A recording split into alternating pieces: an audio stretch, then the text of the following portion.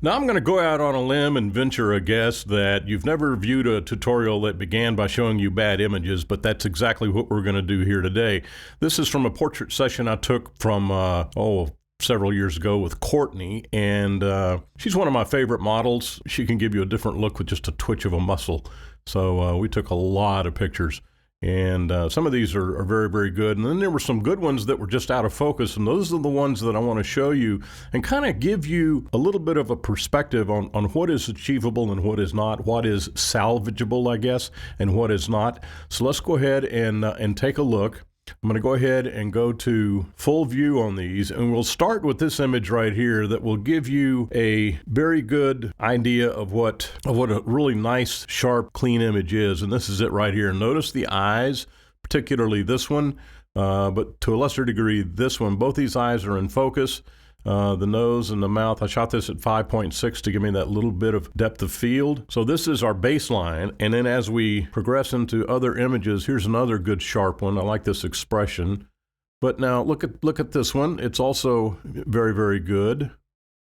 But now we start getting into, and these are not color corrected or anything. These are the ones that I have not chosen to process because they were out of focus, like this one right here. I love this shot, but look how out of focus it is. Now, this image is probably salvageable for use on the internet, but you'd never get it to a point that you could print it. So some of these will be okay for internet use, but forget trying to print them. This one is borderline. This one you might be able to print, but it's out too, slightly. This one is out slightly. And I like this shot, but look how out of focus most everything is, including the eye. This one might be salvageable, but I doubt it, especially for print. This one is out as well. This one you'll never print. You could probably use it for the internet. This one is almost in focus. I love the shot, but it's just ever so slightly out. That one you could probably salvage for print. It's not out by that much. So this one is out. I love this shot, but it's also out of focus. This one you might be able to, probably no larger than a 4x6 or a 5x7 print on this, but definitely you could use it on the internet. Maybe prints, maybe, depending how good you are. This one maybe. I don't think this one will ever be a print, but it would be a good candidate for internet use. And then we have this one that's perfectly sharp in every way. So let's go ahead and get out of this. We've been in DxO Photo Lab 3 to take a look at these, but now what I want to do is I'm going to process some of these images, and we're going to work on getting these sharpened and prepared for use on the internet. So I'm going to go ahead and fast forward to Photoshop so that we can take a look at these images and begin our lesson. All right, we're in Photoshop now, and these have been processed as 16-bit TIFF images in the Pro Photo color space. They have not been color corrected, so they do have somewhat of a blue tint to them. I'm not concerned about the white balance right now, only the focus and the sharpening processes right now, so excuse the poor white balance if you don't mind. I'm going to go to 100% magnification on this, and you can obviously see the problem we have here. Let's go ahead and go to our layers.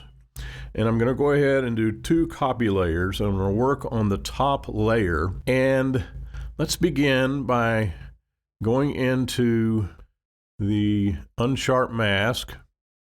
And we're going to experiment. Now, being that it's out of focus, we're going to go to some wide radius. So maybe 3. And you can see the improvement there a little bit. I'm going to go up to 200 on this. And there's a little bit more of an improvement, and there is going to be a limit to what we can do with this image without further damaging it, and I think we're getting there. We can see that this part right here is in focus. Actually, what happened is I was getting too close to my subject with my lens, and I wasn't able to get an automatic focus on her face because I was too close.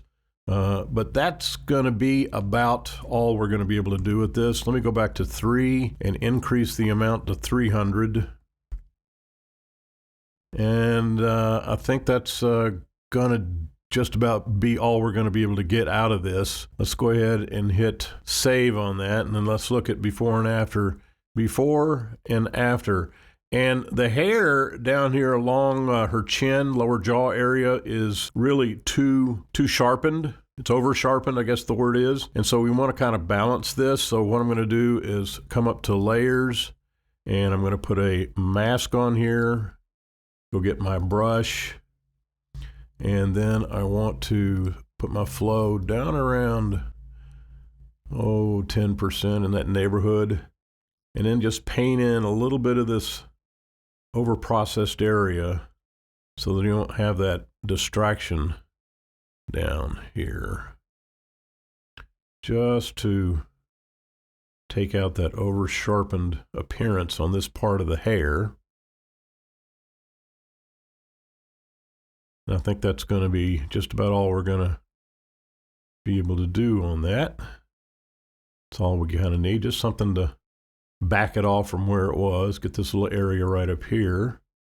Now it looks much more in balance. Okay, we're going to go ahead and flatten the image.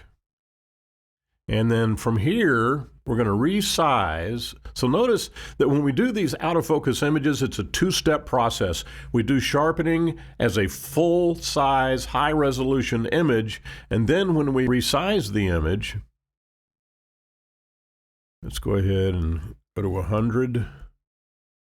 And then we'll resize this for use on the internet at about, let's call it, let's go 1,000. Let's go 1,000 on this. Okay, that's full size on 1,000 pixels on the long edge. And now we're going to start another sharpening process. We'll come up to Filter, Sharpen, Unsharp Mask. Now, obviously, the settings that we had before are way yonder too much for this image. Remember what our settings were for internet images? We're going to go 0.5 and maybe 100% to start with, and then we'll take a look at the before and after. Let's go to 50 on this. Before and after, and I think that's going to be just about all we're going to be able to get out of this. Okay, so that's acceptable. We can use this image on the internet, no problem whatsoever. Now let's go back and process this as, say, a 5x7 print and see what kind of result we get. All right, so we'll come up to Image, Image Size, and we'll go to 250 on the resolution. And then we'll come up to here. 5x7.5, that's good enough. Go ahead and hit OK. And so now this one is set as a 5x7 print, and indeed it looks like it might be something workable. So we come up to Image, Filter, Sharpen, Unsharp Mask, and I might go to 1 on this, and back down to 100 here. And I'm still not liking the hair over here, but oh well. I'm more concentrated on her face. And let's go ahead and treat her for that background, getting rid of that background. I'm going to put her in a flow. There you go, just like that. And now we're going to get a mask. Let's leave it a flow of 24. And then we'll just come down just to show you what you can do with masking to really improve an image. Let's just go to 100%, be done with it.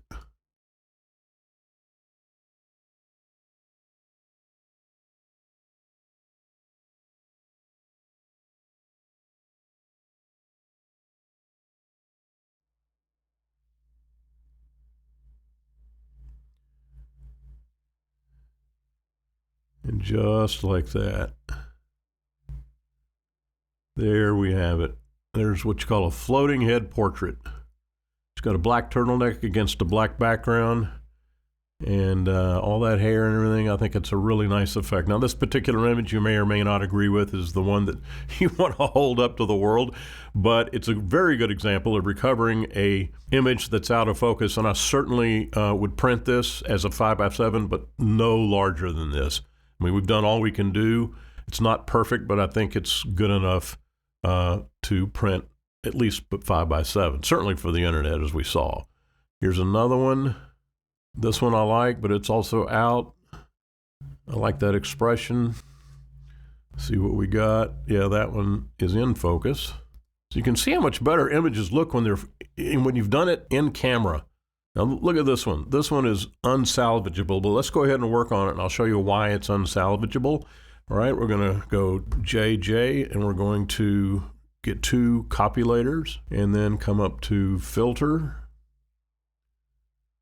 Unsharp Mask, and we'll go back to our other settings.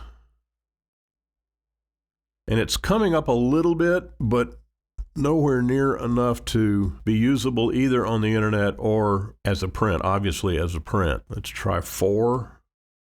All right, we're not going to go any higher than that. Now we're going to collapse the image, flatten it, then come up and resize it. And let's go to 100 pixels, and let's go 1,000 on the long edge. Hit OK. That's full view.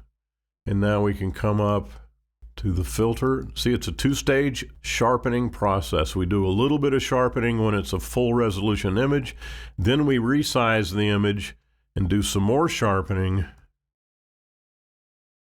as a final process. And believe it or not, I think that's going to be about the maximum use out of this image. And then we can repeat the process of darkening the image around her head as we did before. Not going to bore you with that process again, but you get the idea. Yes, you can recover some out of focus images for use on the internet, but as for prints, it's a much more difficult process, and you really have to experiment. So whenever you're using a very, very high resolution image, try these real large numbers on the Unsharp Mask, and I think you'll get at least some idea as to what you can accomplish. Every image is different. There is no 1, 2, 3 step process to getting these to look the way you want them to look.